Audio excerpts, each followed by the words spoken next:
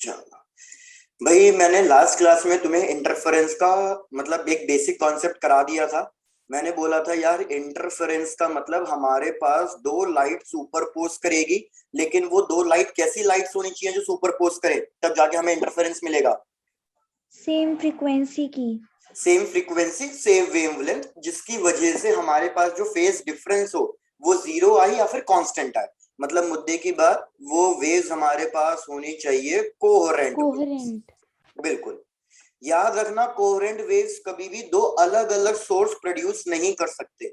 ये क्वेश्चन आता है, याद रखना, कोहेरेंट वेव्स कोई दो अलग सोर्स कभी नहीं कर सकते प्रोड्यूस।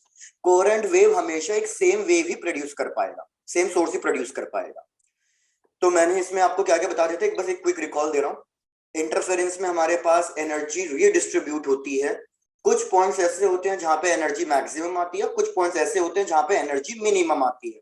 जहां पे एनर्जी मैक्सिमम आती है, नमस्ते विनाश, नमस्ते भैया, एक मिनट फ्लो मत तोड़ो, एकदम बढ़िया।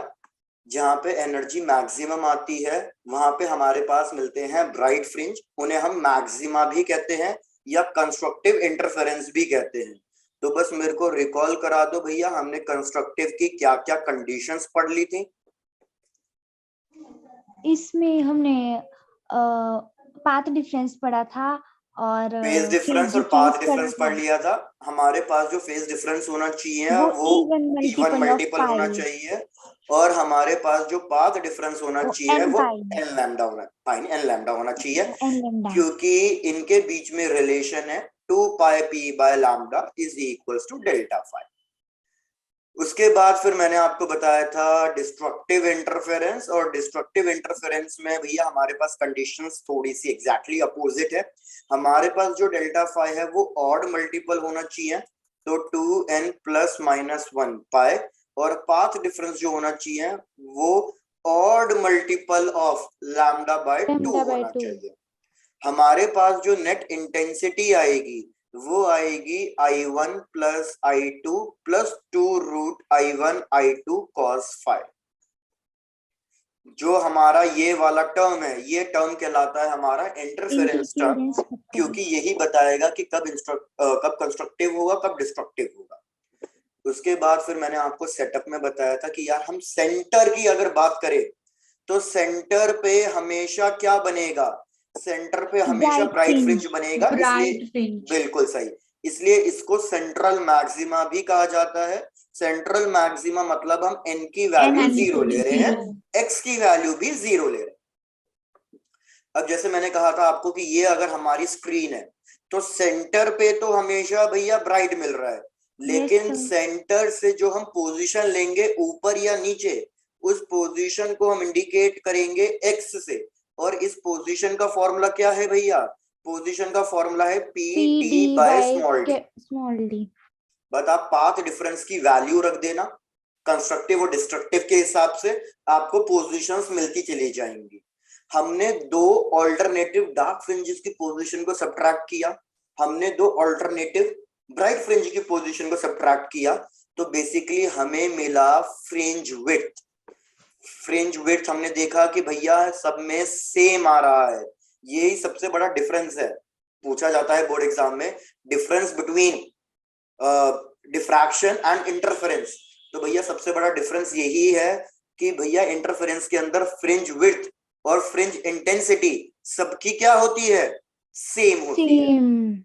ये चीज याद रखना। और फ्रिंज विड्थ का फॉर्मूला क्या है, D lambda capital D by. Lambda by small D.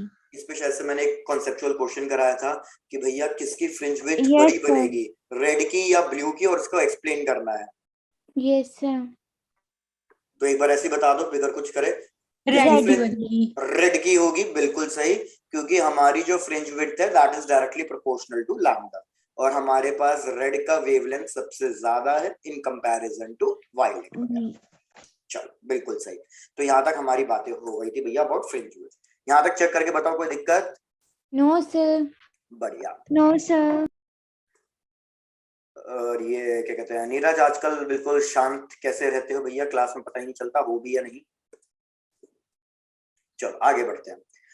अब यार हमें पता है कि जो इंटेंसिटी है वो डायरेक्टली प्रोपोर्शनल होती है स्क्वायर ऑफ द एम्पलीट्यूड के। मौन रखा हुआ है उसने, अच्छा। फिर बोलो थोड़ा, अरे क्या भाई, मैंने बोला intensity is directly proportional to amplitude के स्क्वायर। तो अगर मेरे को मैक्सिमम इंटेंसिटी चाहिए, तो मैक्सिमम इंटेंसिटी का मतलब मैं कह सकता हूं कि भैया इधर दोनों वेव्स के एम्पलीट्यूड एड अप हो रहे होंगे। और अगर मैं कह रहा हूं कि कहीं मेरे को मिनिमम इंटेंसिटी मिल रही है, तो मिनिमम इंटेंसिटी के लिए बिल्कुल सही, तो मैं कह सकता हूं कि भैया ये दोनों हमारे पास सब्ट्रैक्ट हो रहे होंगे, तभी हमारे पास इंटेंसिटी मिनिमम आई। अगर मैं इन दोनों को डिवाइड कर दूं, I maximum divided by I minimum, भैया प्रोपोर्शनैलिटी साइन को रिमूव करने के लिए कांस्टेंट लगाऊंगा, ऊपर कांस्टेंट नीचे कांस्टेंट, दोनों कैंसिल आउट हो जाएंगे। तो हमारे पास आ जाएगा a1 plus a2 whole square divided by a1 minus a2 whole square. इन दोनों में से a2 कॉमन ले लो, तो भैया आपके पास क्या इक्वेशन बन के आएगी? A1 divide by A2 plus 1। भाई बिल्कुल सही, हमारे पास न्यूमरेटर में आएगा a1 बाय a2 प्लस 1 का whole square divided by A1 by A2 minus 1 का होल स्क्वायर। भाई बिल्कुल सही। अब ये a1 बाय a2 हो गया बेसिकली हमारा रेशियो ऑफ एम्पलीट्यूड्स। इस रेशियो ऑफ एम्पलीट्यूड्स को यार हम इंडिकेट कर देते हैं एक नए टर्म से, दैट इज आर। ये चेक कर लो, ये चीज समझ में आ रही है? रेशियो ऑफ एम्पलीट्यूड्स को डिनोट कर देता है, तो हमारे पास फाइनल फॉर्मूला आ गया I maximum bye I minimum. इस पे याद रखना न्यूमेरिकल पक्का आता ही आता है, ये बन जाएगा r plus 1 divided by r minus 1 whole square. Note down कर लो, इस फॉर्मूले पे आपको जरूर क्वेश्चन मिलेगा ही मिलेगा।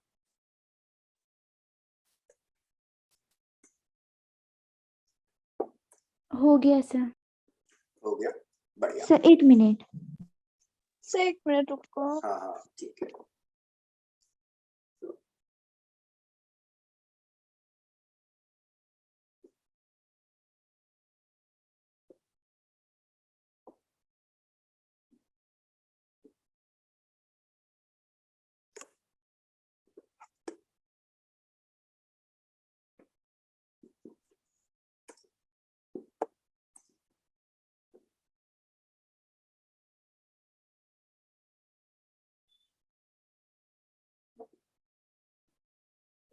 अवनीश डन? यस सर हो गया। नहीं चित्रांश मैंने नहीं देखी, तुमने जो सेंड करी थी बस मैंने वही देखा था। चलो अब यार सिमिलरली इसी से मैं एक और फॉर्मूला बना सकता हूं। क्या फॉर्मूला बना सकता हूं? हाँ अविनाश मैंने चैट बंद कर रखे तुम, ताकि लड़कियों को मैसेज ना कर सको। चलो इधर I1 बाय I2 सेम में इसी तरीके से लिख सकता हूं। तो इंटेंसिटी I1 किसके प्रोपोर्शनल होगी? A1 स्क्वायर के, और I2 किसके प्रोपोर्शनल होगी? A2 square. A2 स्क्वायर के। ठीक है, लेकिन A1 बाय A2 इसकी जगह मैं क्या रिप्लेस कर सकता हूं? R।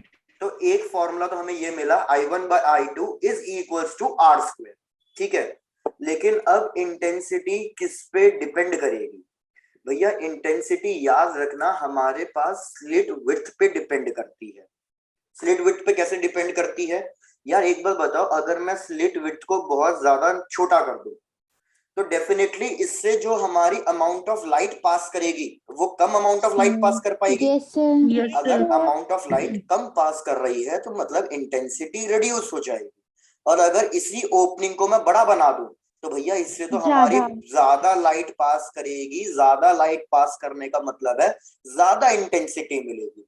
तो मतलब हमारी इंटेंसिटी किस पे डिपेंड करती है? स्लिट विड्थ पे भी डिपेंड करती है। तो इसी चीज को मैं लिख सकता हूं W1 बाय W2। यस अब मैंने W1 W2 इसलिए लिखा है क्योंकि बुक्स में इसी तरीके से गिवन है, लेकिन अभी पीछे फॉर्मूले के हिसाब से अगर देखा जाए, भैया हम स्लिट विड्थ किससे डिनोट करते हैं? स्मॉल डी से डिनोट करते हैं। तो आप चाहे तो इस फॉर्मूले को स्मॉल डी के टर्म्स में भी लिख सकते हो, D1 बाय D2, जैसे आपको याद रहे। बस मैं इतना कहना चाह रहा हूं कि स्लिट विड्थ W1 या D1 is equal to I1। I1 is directly proportional to A1 square, और A1 बाय A2 हमने रिप्लेस कर दिया R1। ये क्लियर है ये वाला फॉर्मूला भी? Yes, जी sir. सर। बढ़िया, तो इसको करो, फिर एक क्वेश्चन देता हूँ, क्वेश्चन ट्राई करना। Okay sir. हो गया सर। हो गया, चलो बढ़िया। भाई यूजली ये वाला क्वेश्चन रिपीटिव सा है, ये बता रहा हूँ। क्वेश्चन कह रहा है कि हमारे पास दो स्लिट्स हैं और उन दोनों स्लिट्स की विड्थ का रेशियो दे रखा है, मतलब W1:W2, ये स्लिट विड्थ का रेशियो हमें गिवन है, दैट इज 4:1। क्वेश्चन क्या कह रहा है कि find the ratio of maximum intensity bye minimum intensity, इसका रेशियो बताना है। चलो सॉल्व करो, सिंपल सा क्वेश्चन है, रिपीटेड क्वेश्चन है।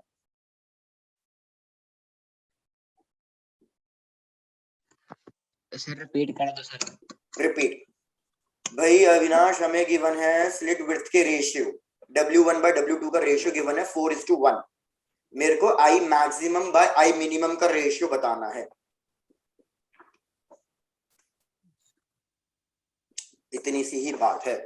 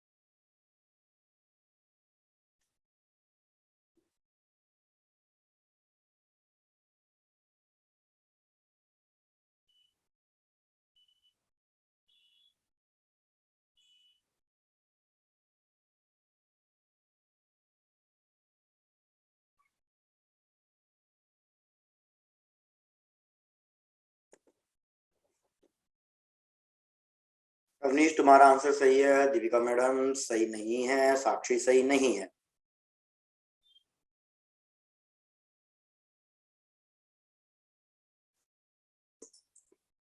अविनाश नहीं, सही नहीं आंसर।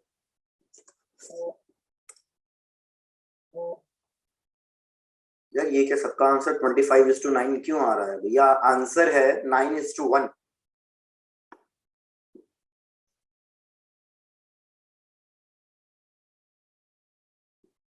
राधिका मैडम, हम मैक्सिमम बाय मिनिमम निकाल रहे हैं। मैक्सिमम बाय मिनिमम मतलब न्यूमरेटर की वैल्यू बड़ी होनी चाहिए, तभी तो मैक्सिमम आएगा। Yes, yes, yes. Sorry, 9/1. हाँ, तो एग्जाम में ये गलतियां ना करना। Yes, sir. भैया सिंपल सी बात है, हमें W1 इस फॉर्मूले को देखो, इन दो चीजों को इक्वेट कर दो जिनको मैंने सर्कल किया। तो हमें W1:W2 का रेशियो गिवन है 4:1 और ये R² की वैल्यू है। तो इसी से भैया मैं यहाँ पे लिख सकता हूँ सोल्यूशन में, यहाँ पे लाइन ड्रॉ कर देता हूँ सोल्यूशन में, कि यार हम अगर इसको डिस्कस करें, हमारे पास हो जाएगा ये R की value, R is equals to square root of W2/W1 which will be equals to 2:1। 2:1।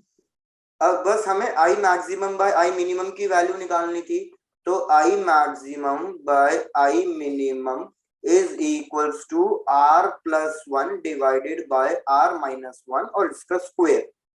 तो ये हो जाएगा 2 + 1 3 का स्क्वायर 9 और क्या कहते हैं 2 - 1 1 1 का स्क्वायर 1 8। तो हमारे पास फाइनल आंसर आ गया 9:1। Yes, sir.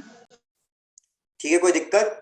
No, No, sir. No, sir। sir. Same question दे रहा हूं अब रिवर्स वे में। हाँ बोलो। सर W1 ऊपर नहीं आएगा अंडर रूट में इसमें?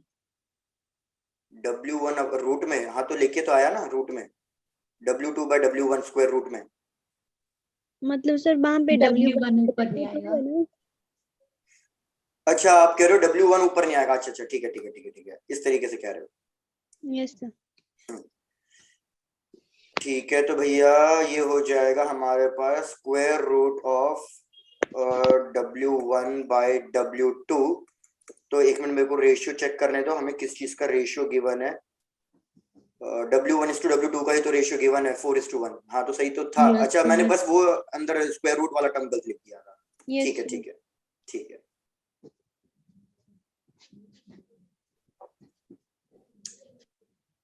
भैया सेम क्वेश्चन है, अब उल्टा। कि भाई हमें I maximum bye I minimum का रेशियो गिवन है, हमें ratio of minimum by maximum given है, मिनिमम बाय मैक्सिमम का रेशियो गिवन है, दैट इज 9/25। क्वेश्चन कह रहा है find the ratio of slit width. चलो ट्राई करो इसको।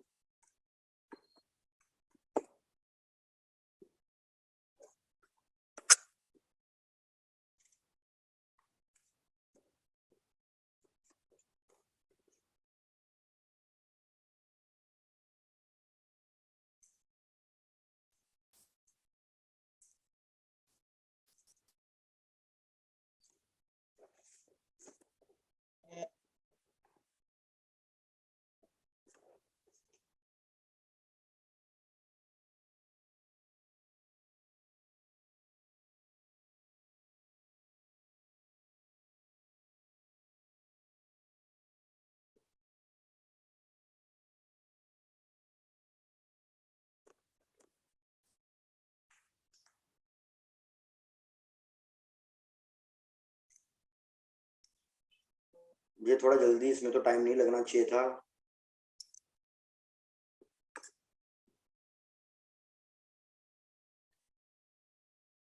गलत आ रहे हैं सबके आंसर्स, अभी तक किसी का भी आंसर सही नहीं आया। साक्षी, दीपिका, सर 9/4। नहीं गलत है। सर 4। नहीं गलत है भैया। मैक्सिमम बच्चों ने जो अभी तक आंसर दे रहे हैं मेरे को 3:5 दे रहे हैं, वो गलत है। 9:25 भी गलत है। आप शायद से पीछे वाले फॉर्मूले को नहीं समझ रहे हो। W1/W2 I maximum bye I minimum के बराबर नहीं है, I1/I2 के बराबर है वो। कुछ लोग डायरेक्ट आंसर 9/25 दे रहे हैं, उन्होंने क्या कर दिया, इसी को W1/W2 से इक्वेट कर दिया है, गलत।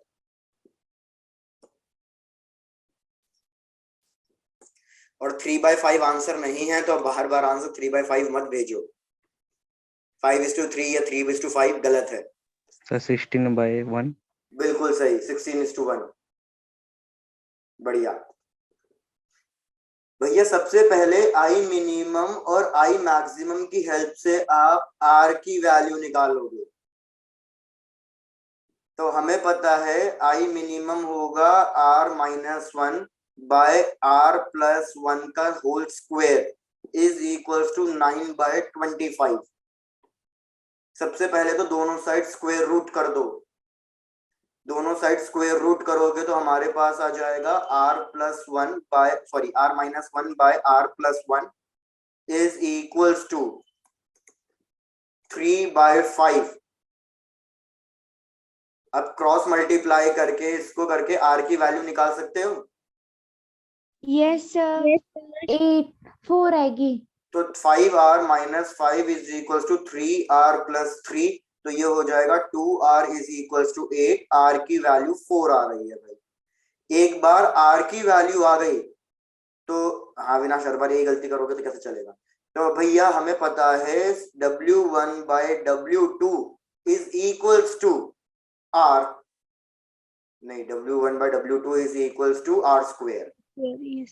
तो हमारे पास आ गया W1/W2 इज इक्वल्स टू 4:1 का स्क्वायर, तो that is equals to 16:1।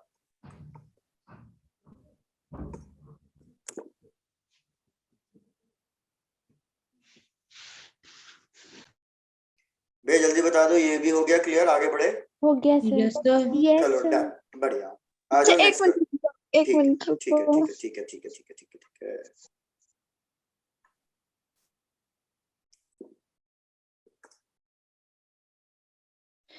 Yes sir, हो गया। हो गया। एक क्वेश्चन और मांग रहे हो? Yes sir. Yes yes sir. Sir, एक और। चलो भैया एक और ले लो। हमें फाइंड क्या करना है, ratio slit width is the amplitude. ये तो डायरेक्ट ही हो गया।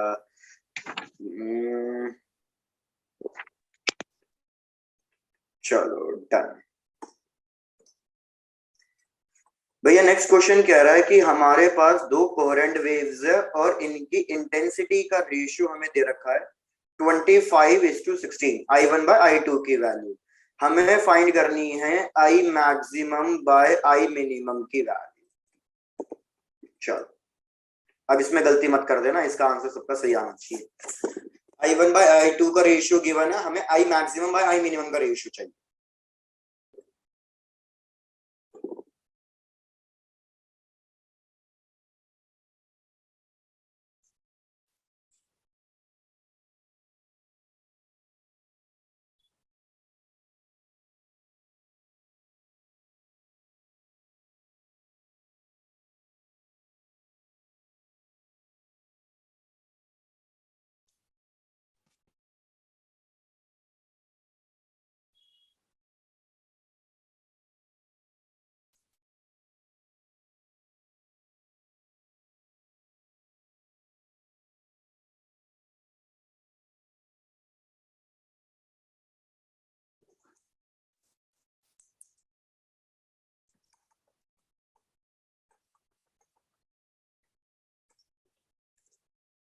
अवनीश बिल्कुल सही, बढ़िया, आप सबके सही आ रहे हैं। दीपिका बिल्कुल सही, राधिका बिल्कुल सही, अरे डन, साक्षी मैडम डन, बढ़िया।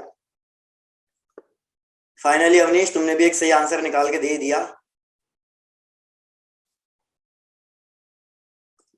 सही है भाई, सबका सही है, कशिश आपका भी सही।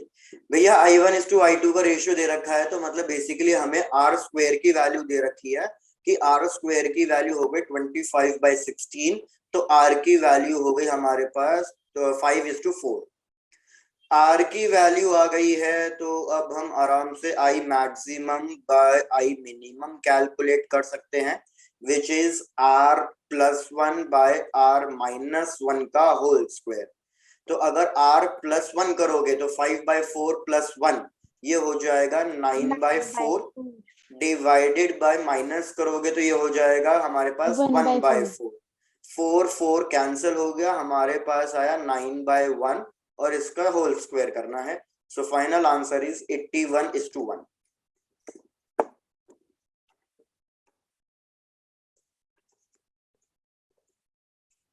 यस हो गया। हो गया, हो गया Yes, सर। sir. भैया आ जाए नेक्स्ट कॉन्सेप्ट पे। नेक्स्ट Yes, कॉन्सेप्ट है हमारे पास, आज इंटरफेरेंस को पूरा खत्म ही कर देंगे। Interference of white light.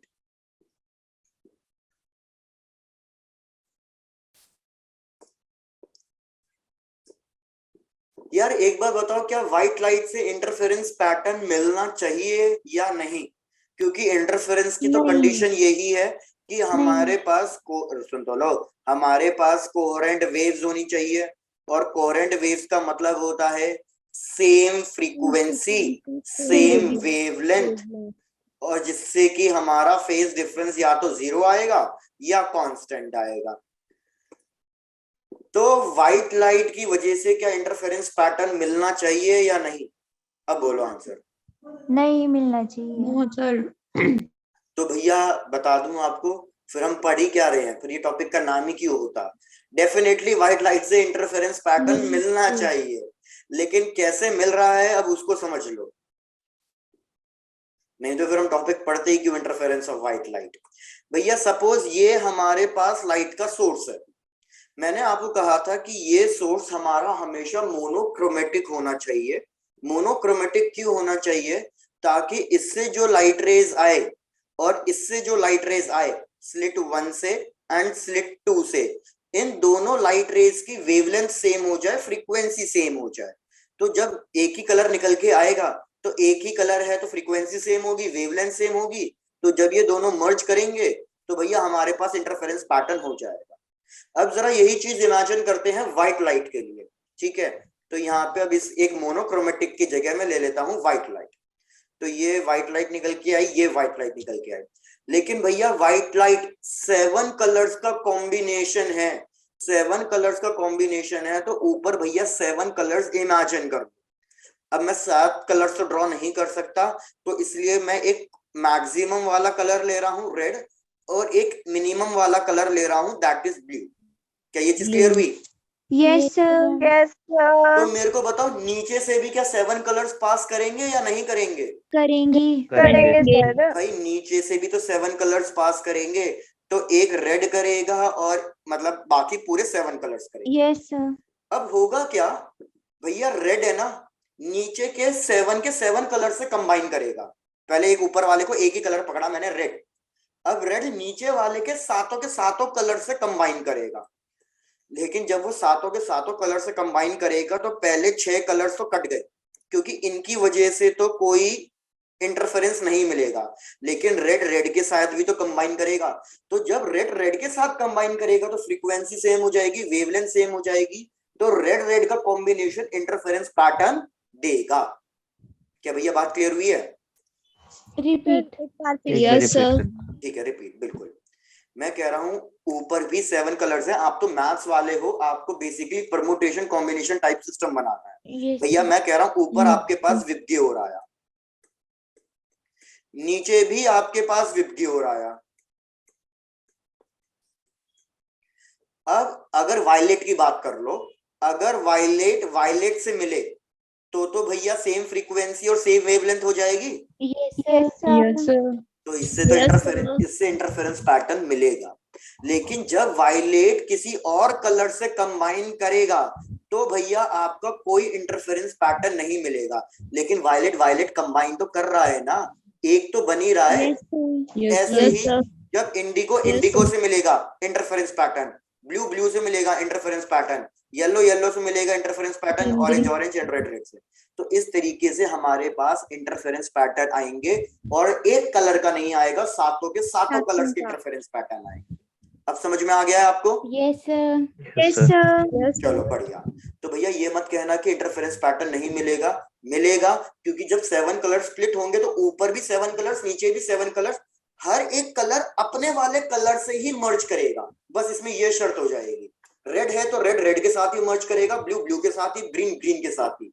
लेकिन अगर मैं सेंटर पॉइंट की बात करूं अभी भी, भैया सेंटर पे मेरे को कौन सा कलर मिलेगा पहले तो ये बताओ। Sir red. कलरफुल होगा। नहीं भैया, सेंटर पे सुन लो, सेंटर पे सारे कलर्स इक्वली मिलेंगे। इक्वली क्यों मिलेंगे? क्योंकि सेंटर पे चाहे कोई भी कलर क्यों ना पहुंचे, चाहे कोई भी कलर क्यों ना पहुंचे, सबका डिस्टेंस, सबकी लेंथ सेम होगी, तो भैया सबका पाथ डिफरेंस 0 होगा। क्या ये वाली बात मानी आपने? Yes sir. यस भैया सिमेट्री देखो ना, ऊपर वाली जितनी भी लेंथ है, नीचे वाली लेंथ, ये दोनों लेंथ सेम होगी, तो सेंटर पे है ना सारे कलर्स फिर से कंबाइन हो जाएंगे, तो सेंटर पे हमें हमेशा व्हाइट का व्हाइट ही मिलेगा। अब क्वेश्चन क्या आएगा? एक तो पहला क्वेश्चन तो इस पे यही बन गया कि भैया सेंट्रल मैक्सिमा कौन से कलर का होगा, तो भैया यहाँ पे लिख देते हैं सेंट्रल मैक्सिमा हमारे पास व्हाइट ही होगा, क्योंकि सारे कलर्स फिर से इक्वली कंबाइन कर जाएंगे। अब ये बताना पड़ेगा क्वेश्चन में, ये क्वेश्चन आया हुआ है फिर से कि भैया इस व्हाइट के सबसे नियरेस्ट, मतलब सबसे पहला कलर आपको कौन सा मिलेगा, रेड या वायलेट या कोई और? Red violet. तो कैसे इसको जस्टिफाई करोगे? तुक्का तो मार रहे हो, रेड या, एक चीज तो क्लियर है, या तो रेड मिलेगा या वायलेट मिलेगा, एक्सट्रीम कलर्स ही होंगे, बीच वाले तो नहीं होंगे, ये तो लॉजिकल है। तो भैया पोजीशन का फॉर्मूला था, सुन तो लो, पोजीशन का फॉर्मूला था PD/d, और ब्राइट फ्रिंजेस के लिए फॉर्मूला था n(λd)/d। x क्या था? x सेंटर से पोजीशन थी, तो भैया जिसकी वेवलेंथ सबसे कम होगी उसका x डिस्टेंस भी सबसे कम होगा। x डिस्टेंस कम होने का मतलब है कि वो ही नियर टू दी सेंटर होगा। तो भैया सबसे कम वेवलेंथ किसकी है? वायलेट की। तो सबसे पहला कलर ऊपर और नीचे कौन सा मिलेगा आपको? Violet violet. ये सबसे नियरेस्ट कलर है, तो यहाँ पे लिख देता हूँ भैया नियरेस्ट कलर, साइड में मैंने एक्सप्लेनेशन लिख दिया है, कोई डाउट हो तो पूछ लेना। नियरेस्ट कलर आपको दोनों साइड वायलेट मिलेगा। सिमिलरली फारदेस्ट अवे, फास्टेस्ट मतलब वो कौन सा मिलेगा? वायलेट। अच्छा, सबसे ऊपर रेड। सबसे दूर हमें रेड मिलेगा, क्योंकि सबसे ज्यादा वेवलेंथ है उसकी, तो सबसे ज्यादा वेवलेंथ मतलब सबसे ज्यादा एक्स की वैल्यू, तो सबसे फार जो बनेगा वो रेड। इस पे कोई न्यूमेरिकल नहीं है, इस पे कॉन्सेप्चुअल क्वेश्चंस ही हैं, चेक कर लो। यस डायग्राम रिपीट करना है चित्रांश। चित्रांश मैं कह रहा हूं व्हाइट लाइट है ना, वो 7 कलर्स में स्प्लिट कर रही है, तो स्लिट 1 से 7 कलर्स पास कर रहे हैं, स्लिट 2 से भी 7 कलर्स पास कर रहे हैं। अब हर एक कलर अपने कलर से ही कंबाइन करेगा, अपने कलर से ही मर्जिंग करेगा, क्योंकि उसी से इंटरफेरेंस मिलेगा। तो रेड रेड के साथ, वायलेट वायलेट के साथ, ग्रीन ग्रीन के साथ। लेकिन सेंटर पे क्या होगा, सेंटर पे ये 7 के 7 कलर्स कंबाइन करेंगे। क्यों? क्योंकि सेंटर पे इन सातों कलर्स की वेवलेंथ सेम आएगी। कैसे भैया? ये S1O और S2O सारे कलर्स के लिए ये डिस्टेंस सेम होगा। सिमेट्री दिख रही है ना, क्योंकि ये सेंटर लाइन है। तो सारे कलर्स के लिए S1O और S2O सेम होगा, तो सारे कलर के लिए पाथ डिफरेंस कितना आएगा? 0। तो सारे के सारे कलर्स कंबाइन कर जाएंगे सेंटर पे, और क्या कहते हैं, सेंटर पे फिर से व्हाइट ही फ्रिंज मिलेगा। लेकिन अब सेंटर से ऊपर सबकी लेंथ सेम नहीं होगी।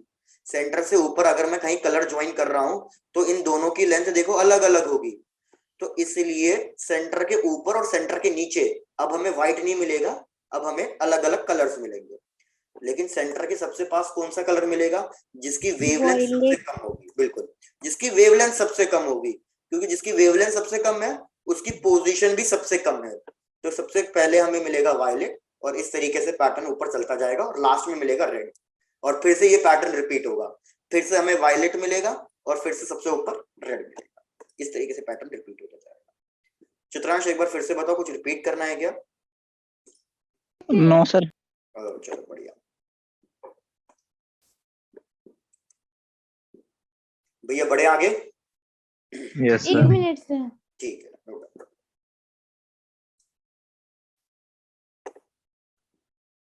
यहाँ पे लिख लेना भैया व्हाइट क्यों बन रहा है, क्योंकि हमारे पास जो पाथ डिफरेंस है सबका, that is coming 0।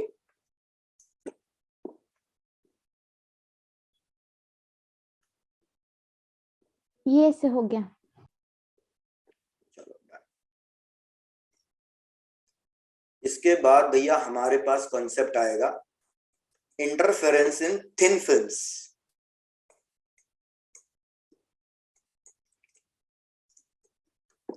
Thin films में हम क्या क्या कंसीडर कर रहे हैं भैया? सबसे ज्यादा जो हम कंसीडर करते हैं वो करते हैं सोप बबल, सोप फिल्म या ऑयल फिल्म।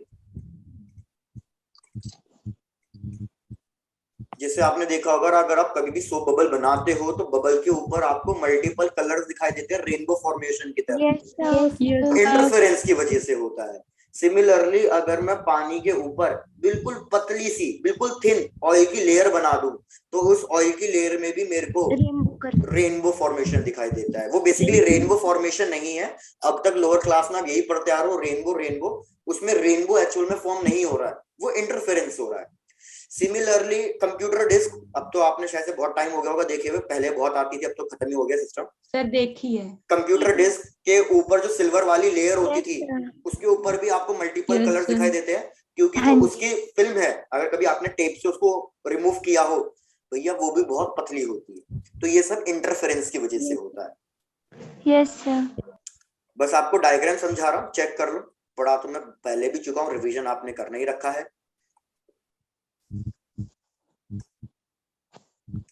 भैया ये हमने सपोज एक थिन फिल्म ली है, डायग्राम समझाने के लिए बड़ा बनाया, नहीं तो अज्यूम कर लेना ये बहुत ही थिन है।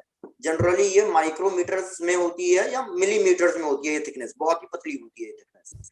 अगर इस पे अब कोई भी एक लाइट रे फॉल डाउन कर रही है इस तरीके से, तो यार रे ऑप्टिक्स में मैंने आपको बता रखा है कि भैया ये लाइट रे क्या करेगी, कुछ पार्ट इसका रिफ्लेक्ट भी करेगा, कुछ पार्ट इसका रिफ्रैक्ट भी करेगा। फिर जब ये अंदर वाली मतलब जो लाइट रे है ये फिर से सरफेस पे फॉल डाउन कर रही है, तो इसके साथ फिर से यही होगा, कुछ पार्ट रिफ्लेक्ट करेगा और कुछ पार्ट इस मीडियम के बाहर आ जाएगा, रिफ्रैक्ट करेगा। फिर से यही चीज एक और बार ड्रॉ करनी है कि यहाँ पे लाइट रे फॉल डाउन कर रही है, तो कुछ पार्ट बाहर आ गया, कुछ पार्ट अंदर ही रह गया। और ये लास्ट समझाने के लिए, कुछ पार्ट बाहर आ गया, कुछ पार्ट अंदर रह गया। अगर अब आप देखो, आपके पास दो लाइट रेज बाहर आ रही हैं ऊपर की तरफ, और दो लाइट रेज नीचे की तरफ आ रही है। ये लाइट रे को हम कहेंगे reflected ray R1 and reflected ray R2। भैया ये दोनों लाइट रे सेम सोर्स से आई हैं, सोर्स इंसिडेंट रे है, सेम सोर्स से आई हैं, तो ये R1 R2 कैसी लाइट रे बन जाएंगी? Parallel.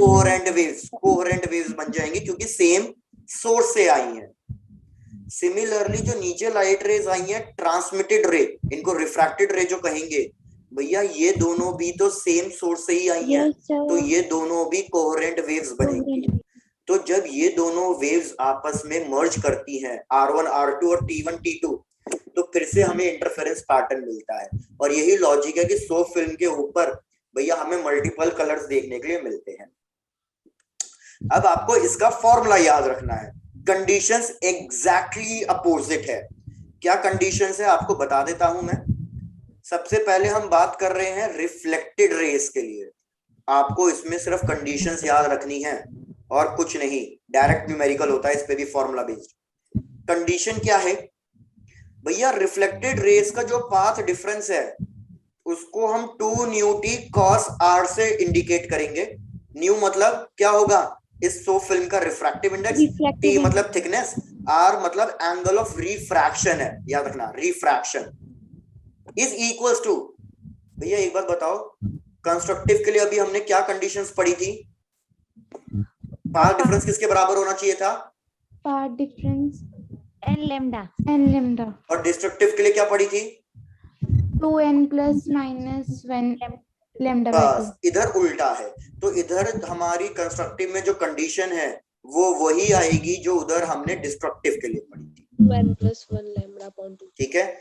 और अगर इधर मैं डिस्ट्रक्टिव के लिए बात करूं तो इधर होगा delta P is equals to 2 mu T cos R is equals to N lambda. Condition exactly उल्टी हो रही है। जो नॉर्मल इंटरफेरेंस में कंस्ट्रक्टिव और डिस्ट्रक्टिव के लिए होती है, यहाँ पे एग्जैक्टली उल्टा। फिर बात करूंगा ट्रांसमिटेड रेस के लिए। ट्रांसमिटेड रेस के लिए सेम है।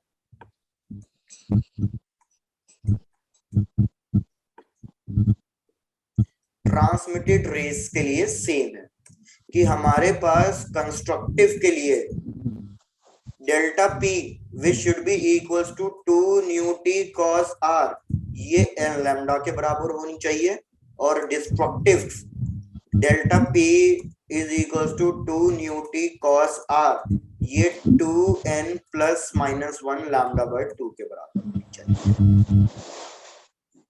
भाई किसी के माइक से डिस्टरबेंस आ रहा है बहुत ज्यादा, प्लीज म्यूट करो। सेजल आपकी साइड से आ रहा था। चलो नोट डाउन कर लो फॉर्मूले को।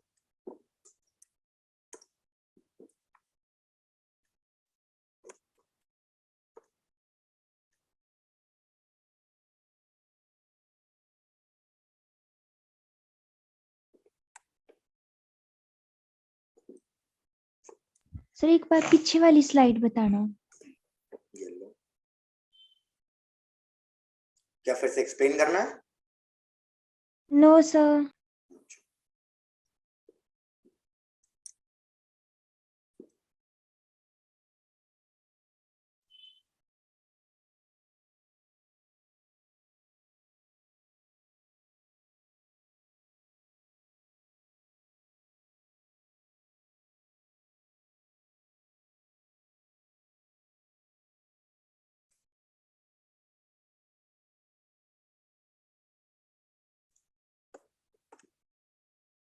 हो गया सर।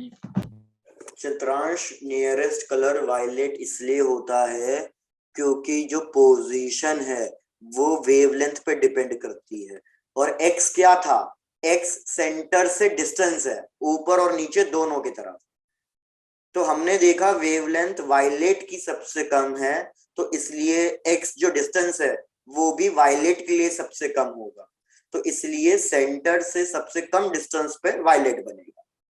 चित्रांश क्या रिपीट करना है या समझ में आ गया? सर रिपीट कर दो एक बार। एक और बार रिपीट। चित्रांश सेंटर से, ये जैसे सेंटर पॉइंट है, इससे जो हम डिस्टेंस ले रहे हैं ऊपर या नीचे, उसको हम किससे डिनोट कर रहे हैं? x से। x। और मैं कह रहा हूं x किस पे डिपेंड कर रहा है? लैम्डा पे। तो यार जिसकी वेवलेंथ ज्यादा होगी उसका सेंटर से डिस्टेंस भी तो ज्यादा होगा। चित्रांश यहां तक क्लियर हो रहा है? Yes sir. तो भैया वेवलेंथ जिसकी कम होगी उसका डिस्टेंस भी कम होगा। अब वेवलेंथ किसकी कम होती है, वायलेट की या रेड की? वॉयलेट। वायलेट की वेवलेंथ कम होती है, तो अगर वायलेट की वेवलेंथ कम है चित्रांश, तो उसकी जो सेंटर से डिस्टेंस है वो भी सबसे कम उसी का होगा, तो इसलिए सेंटर से सबसे कम डिस्टेंस पर वायलेट बनेगा। रेड की वेवलेंथ सबसे ज्यादा होती है, तो इसलिए सेंटर से सबसे ज्यादा डिस्टेंस पर रेड बनेगा। चित्रांश भैया अभी भी समझ में आया या नहीं? हो गया सर। हो गया, चलो बढ़िया।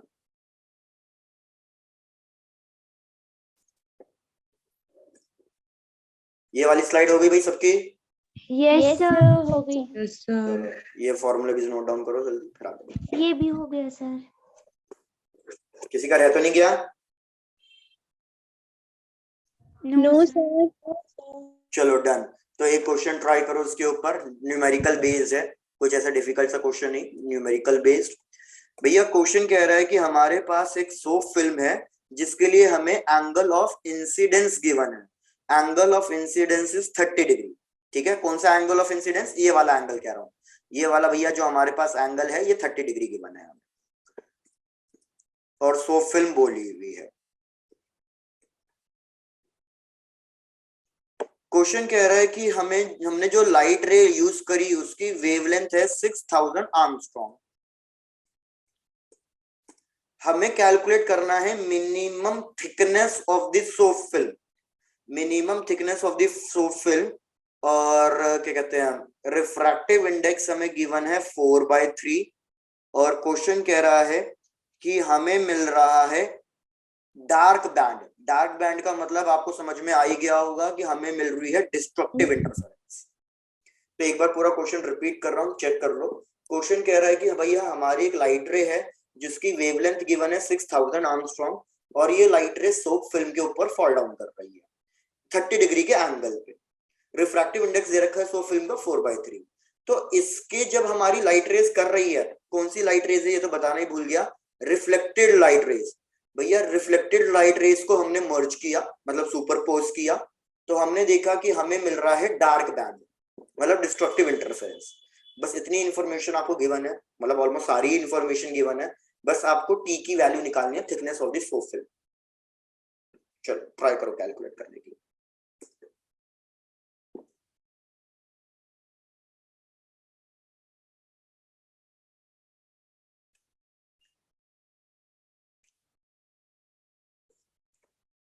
किसी को स्टेप्स बताने हैं तो बता देना भैया, बाकी तो मेनली फॉर्मूला बेस्ड क्वेश्चन ही है।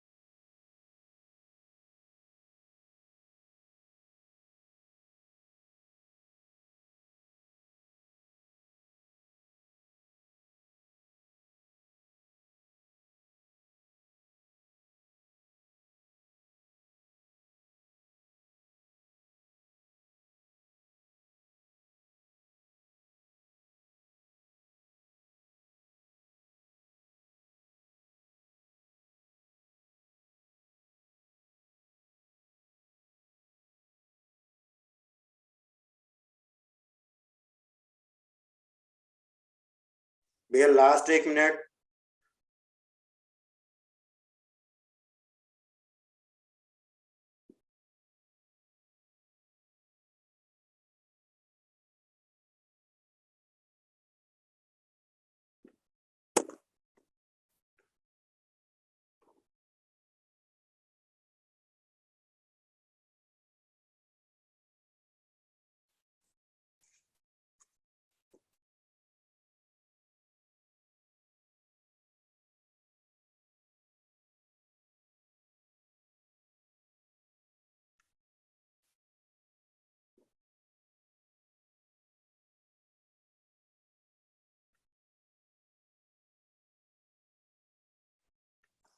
चलो भैया आओ स्टेप्स बताता हूँ क्या करना है इस क्वेश्चन में। भाई सबसे पहले तो आपको एंगल ऑफ इंसिडेंस पता है, आपको एंगल ऑफ रिफ्रैक्शन नहीं पता। तो सबसे पहला काम तो यही होगा कि हम स्नेल्स लॉ यूज करेंगे, और स्नेल्स लॉ से सबसे पहले हम एंगल ऑफ रिफ्रैक्शन कैलकुलेट करेंगे। भैया स्नेल्स लॉ कैलकुलेशन कुछ शो नहीं कर रहा हूं मैं, बस स्टेप्स बता रहा हूँ। Sine i by sine r is equal to refractive index of soap bubble, मतलब of medium, divided by refractive index of air. भैया रिफ्रैक्टिव इंडेक्स ऑफ एयर 1 होता है तो ये तो कट जाएगा, साइन 30 डिग्री की वैल्यू डाल देना, इससे साइन आर निकल के आ जाएगा। एक बार आपके पास साइन आर आ गया, लेकिन जहां तक मेरा आइडिया है कोई परफेक्ट एंगल नहीं आएगा, मतलब 30 डिग्री 45 डिग्री इस तरीके से एंगल नहीं आएगा। तो आपको क्या करना है, साइन आर की वैल्यू अगर निकल गई है, लेकिन आपको साइन आर की वैल्यू नहीं, आपको तो कॉस आर की वैल्यू चाहिए, तो आप अपना ट्रिग्नोमेट्रिक रेशियो वाला फॉर्मूला यूज करो कि भैया cos R is equal to square root of 1 minus sine square R. भैया कोई दिक्कत यहां तक? No sir. तो आपके पास कॉस आर की वैल्यू निकल जाएगी, फ्रैक्शन के टर्म्स में या डेसिमल के टर्म्स में, किसी को कुछ कन्वर्ट करने की जरूरत नहीं है, एज इट इज निकाल लेना। एक बार कॉस आर की वैल्यू आ गई तो यार अब हम अपना फॉर्मूला यूज करेंगे। मैंने आपको बताया था रिफ्लेक्टेड रेज की डिस्ट्रक्टिव कंडीशन क्या है, कि delta P is equals to 2 mu T cos R is equals to N lambda. तो यार 2 रिफ्रैक्टिव इंडेक्स गिवन है 4/3, मैंने 4/3 दिया था रिफ्रैक्टिव इंडेक्स, यस। टी की वैल्यू आपको निकालनी है, कॉस आर की वैल्यू आपने पीछे से निकाली, और हमारे पास फर्स्ट इसको एन की वैल्यू लेंगे corresponding टू फर्स्ट, और वेवलेंथ आपको गिवन थी क्वेश्चन में, वेवलेंथ कितनी गिवन है, 6000 आर्मस्ट्रॉन्ग। आर्मस्ट्रॉन्ग में गिवन है तो आपको इसको मीटर में कन्वर्ट करना पड़ेगा 10 टू द पावर -10। तो देखो सब कुछ तो पता था, ये कैलकुलेट कर ही लिया, सब कुछ है ही। अब बस आप यहाँ से टी की वैल्यू निकाल लो। टी की वैल्यू भैया मैच कर लेना, मेरे पास जो आंसर गिवन है मैं उसके अकॉर्डिंग बता रहा हूँ, 2.4 into 10 to the power -7 metre.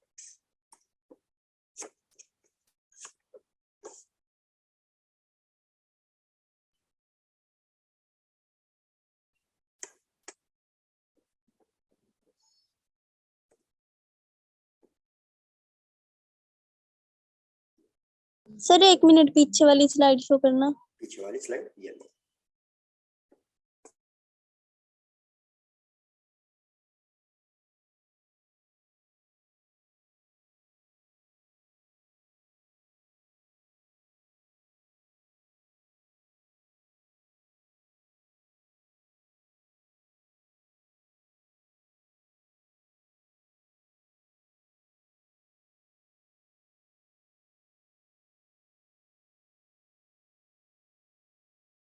Thank you sir.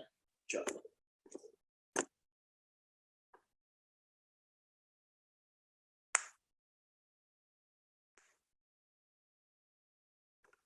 जैसे कंप्लीट हो जाए बताएं, आगे बढ़ते हैं।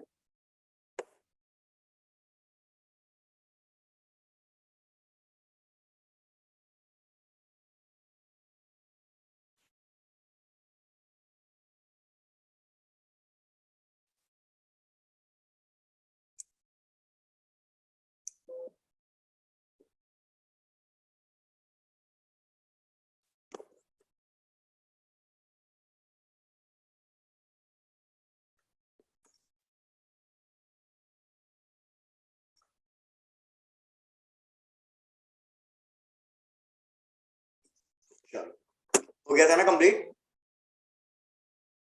यस सर हो गया था। चलो डन भाई। इंटरफेरेंस का लास्ट टॉपिक बचा है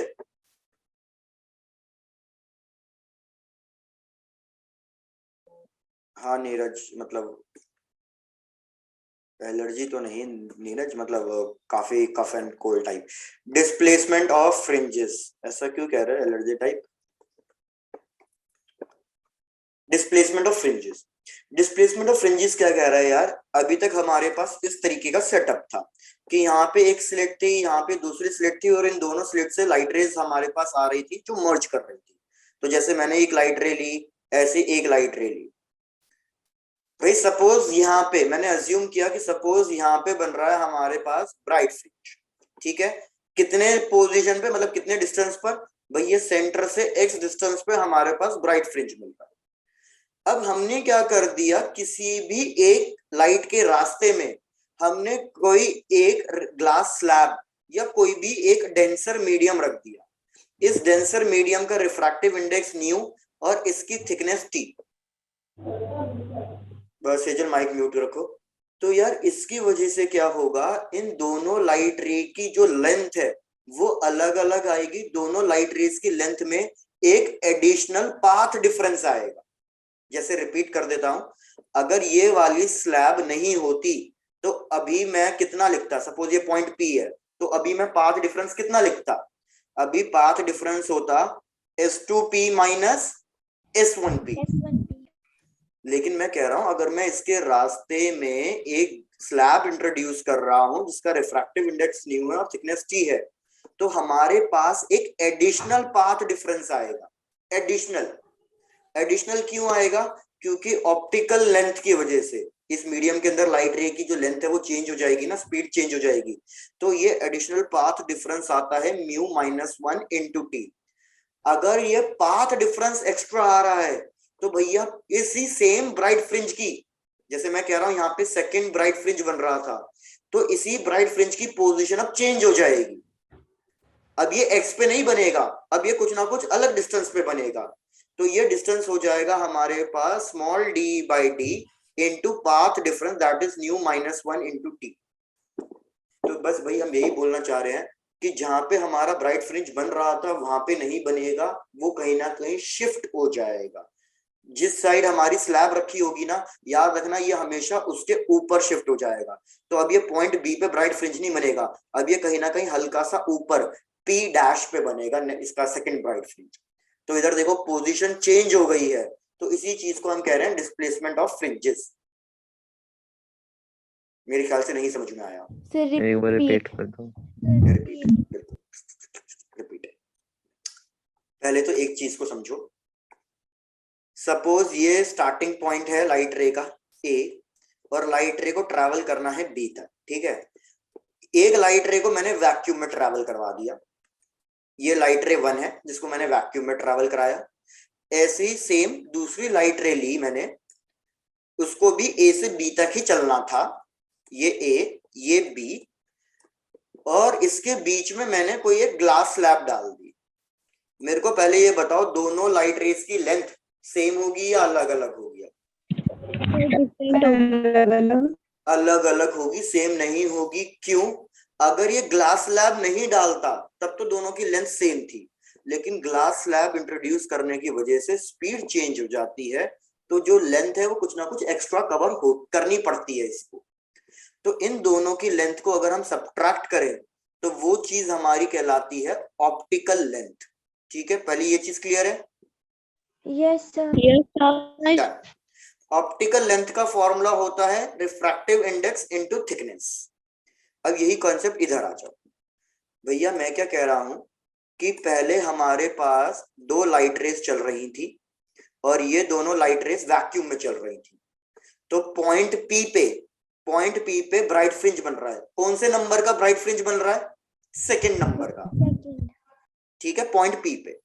लेकिन अगर मैं इन दोनों के बीच में एक ग्लास स्लैब इंट्रोड्यूस कर दूं तो इनके बीच में जो पहले पाथ डिफरेंस था, पहले से लेंथ का डिफरेंस था, लेकिन अब और एक्स्ट्रा डिफरेंस आने लगेगा।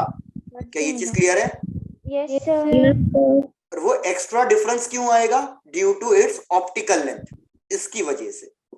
तो मैंने कहा वो एक्स्ट्रा पाथ डिफरेंस कितना आ रहा है भैया? वो एक्स्ट्रा पाथ डिफरेंस आ रहा है ν-1 इंटू टी। यहाँ पे मैं साइड में लिख देता हूं, ये एडिशनल पाथ डिफरेंस है। एडिशनल मतलब पहले से कुछ था, ये इनिशियल है जो ऊपर मैं टिक मार रहा हूं, ये इनिशियल पहले इतना था लेकिन अब ये एडिशनल आ रहा है। पहले सब लोग चेक करके बता दो, यहां तक क्लियर है? Yes sir. डन। अगर अब पाथ डिफरेंस चेंज हो गया है, हमारे पास पोजीशन का फॉर्मूला है P capital D by small d। अरे जब पाथ डिफरेंस चेंज हो गया तो पोजीशन भी तो चेंज हो जाएगी। हाँ जी। तो इधर मैंने वही कहा कि पहले भैया x डिस्टेंस पर पॉइंट P आ रहा था जहां पे सेकंड ब्राइट फ्रिंज मिल रहा था, लेकिन अब क्या होगा? हमारा पाथ डिफरेंस बढ़ रहा है। अगर पाथ डिफरेंस बढ़ रहा है तो पोजीशन की वैल्यू भी बढ़ेगी। पाथ डिफरेंस बढ़ रहा है तो पोजीशन की वैल्यू भी बढ़ेगी। तो इसलिए अब पॉइंट P पे हमें ब्राइट फ्रिंज नहीं मिलेगा सेकंड वाला, अब कहीं ना कहीं थोड़ा सा ऊपर जाकर। क्या ये चीज क्लियर है? क्योंकि x की वैल्यू बढ़नी चाहिए, अब कहीं ना कहीं थोड़ा सा ऊपर जाकर हमें मतलब ये ब्राइट फ्रिंज अब ऊपर मिलेगा, बस सेकंड ब्राइट फ्रिंज ऊपर जाके मिलेगा। अब क्लियर हो गया भाई सबको? Yes sir. Yes sir. मतलब शफलिंग होती चली जाएगी, शफलिंग होती जाएगी। सिमिलरली पहले सेंटर वाला ओ पे बन रहा था ना, अब सेंटर वाला भी ओ पे नहीं मिलेगा, अब सेंटर पॉइंट भी कहीं ना कहीं यहाँ पे शिफ्ट हो जाएगा। तो ऐसे शिफ्टिंग हो जाती है, इसी चीज को हम कहते हैं डिस्प्लेसमेंट ऑफ फ्रिंजेस। लेकिन याद रखना शिफ्टिंग कहाँ होगी? ऊपर होगी या नीचे होगी? तो आपने जिसके रास्ते में ये डाला है स्लैब, उसकी तरफ शिफ्ट होगी। जैसे अगर मैं नीचे वाली लाइट रे के रास्ते में स्लैब डालता तो नीचे की तरफ शिफ्टिंग होती। मैंने ऊपर वाली लाइट रे के रास्ते में डाला है तो ऊपर। अगर मैं दोनों के ही रास्ते में डाल दूं तो कोई शिफ्टिंग नहीं होगी, क्योंकि ऊपर वाला ऊपर शिफ्ट कराने की कोशिश करेगा, नीचे वाला नीचे शिफ्ट कराने की कोशिश करेगा। तो दोनों के रास्ते में अगर डाल दूं तो कहीं कोई शिफ्टिंग नहीं होगी। Yes sir. Yes sir. Check करके बताओ यहाँ तक ये डिस्प्लेसमेंट ऑफ फ्रिंजेस वाला कॉन्सेप्ट Yes, समझ में sir. आ गया है? आ गया। Yes sir. बढ़िया। तो ये हमारा पूरा इंटरफेरेंस वाला टॉपिक खत्म। नेक्स्ट क्लास में डिफ्रैक्शन खत्म कर देंगे और वही हमारा लास्ट टॉपिक भी है, डिफ्रैक्शन। बाकी सब कुछ सिलेबस से डिलीट हो ही चुका है।